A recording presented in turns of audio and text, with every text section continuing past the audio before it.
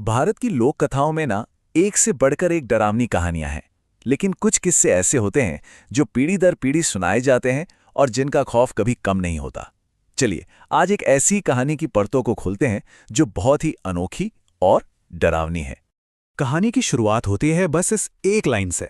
ये सिर्फ एक पेड़ का जिक्र नहीं है, बल्कि एक तरह से उस पूरे सुनसान और रहस्यमयी माहौल की नींव रख देती है, जहां से डर अपनी जड़ें फैलाना शुरू करता है।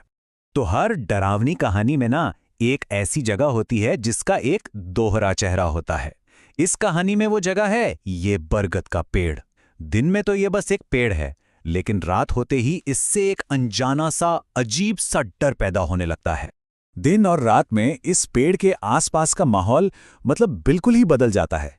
दिन के उजाले में जहां लोग बेखौफ गुजरते हैं, वहीं सूरज ढलते ही उस रास्ते पर एक गहरा सन्नाटा पसर जाता है। कोई भी उस तरफ जाने की हिम्मत तक नहीं करता।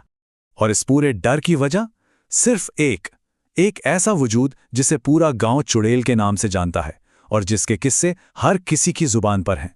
तो आखिर ये चुड़ैल है क्या चीज? लोक कथाओं में इसे पहचाना कैसे जाता है? चलिए जरा गहराई से समझते हैं कि इस पौराणिक वजूद की वो क्या खासियतें हैं जो इसे इतना खौफनाक बना देती हैं। तो लोक कथाओं के हिसाब से चुड़ैल एक ऐसी आत्मा है जो बदला लेने के लिए भटकती है।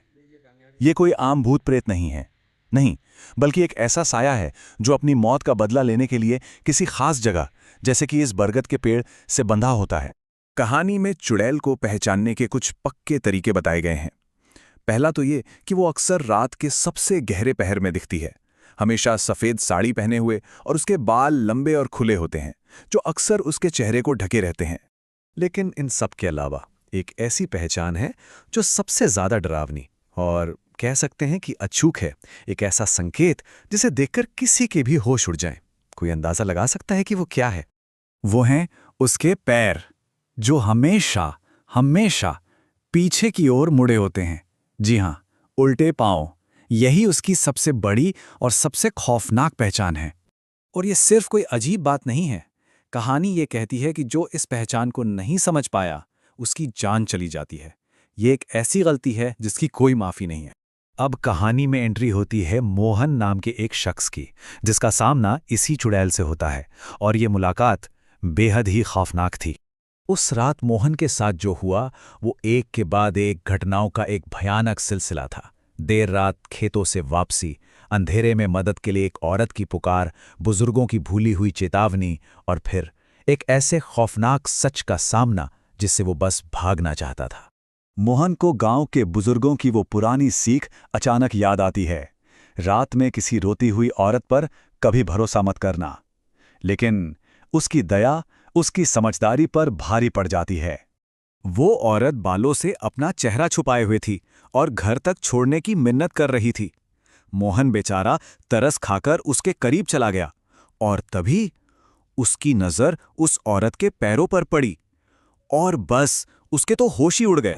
जैसे ही मोहन की आंखों में वो खौफ उतरता है और वो समझ जाता है कि वो किसके सामने खड़ा है, वो आत्मा एक सर्द, डरावनी आवाज में पूछती है, पहचान लिया? और बस उसी पल उसका असली भयानक रूप सामने आ जाता है। खून जैसी लाल आंखें, एक टेढ़ा मेढ़ा मुंह और एक ऐसी हंसी जो हड्डियों को कंपा दे। वो उस रात की खामोशी को चीर देती है। तो उस खौफनाक रात के बाद हुआ क्या? उस मुलाकात का अंजाम क्या था और इस पूरी कहानी से हमें आखिर क्या चेतावनी मिलती है? कहानी का अंत हमें सच में सहरा देता है। मोहन उस रात किसी तरह बच तो गया, लेकिन उस खौफनाक मंजर का सदमा उसे जिंदगी भर के लिए बदल गया। वो फिर कभी पहले जैसा इंसान नहीं बन सका। तो ये कहानी सिर्फ एक किस्सा नहीं है, ये एक चेतावनी है। एक ऐसी चेतावनी जो पीढ़ियों से सुनाई जा रही है ताकि कोई और मोहन जैसी जानलेवा गलती ना दोहराए और अंधेरे में छिपे खतरों से हमेशा सावधान रहे। तो ये कहानी हमें एक बहुत ही परेशान करने वाले सवाल के साथ छोड़ जाती है। सोचिए, अगर कभी अंधेरे में किसी सुनसान रास्ते पर कोई मदद मांगे और कुछ अजीब सा लगे तो क्या करना चाहिए?